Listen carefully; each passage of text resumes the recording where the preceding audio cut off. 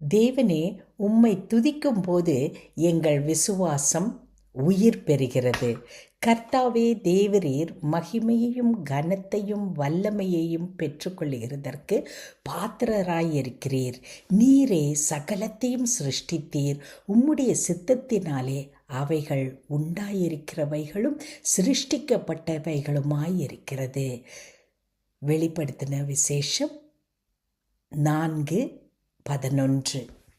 தேவன் சகலத்தையும் அண்ட சராசரங்களையும் தம்முடைய அநாதி சித்தத்தினாலே சிருஷ்டித்தவர்.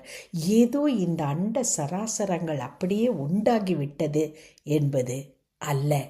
தேவன் தன்னுடைய சித்தத்தினாலே இவை அனைத்தையும் சிருஷ்டித்திருக்கிறார்.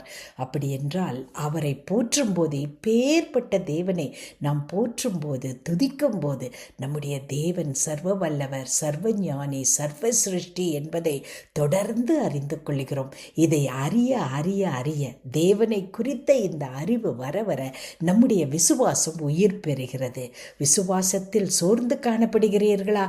தேவனை துதிக்க ஆரம்பியுங்கள். அன்பின் பரம தகப்பனே, அப்பா பிதாவே, நீர் யார் என்பதை நினைத்து உம்மை துதிக்க துதிக்க துதிக்க, ஆண்டவரே, நீர் யார் என்பதை நாங்கள் உள்ளத்திலிருந்து அறிந்து எங்கள் விசுவாசத்தை பலப்படுத்திக் கொள்கிறோம். உம்மிடத்திலிருந்து ஆசீர்வாதங்களை, நிறைவான ஆசீர்வாதங்களை இந்த நாளிலும் பெற்றுக்கொள்கிறோம். இயேசு கிறிஸ்துவின் மூலமே. ஆமேன்.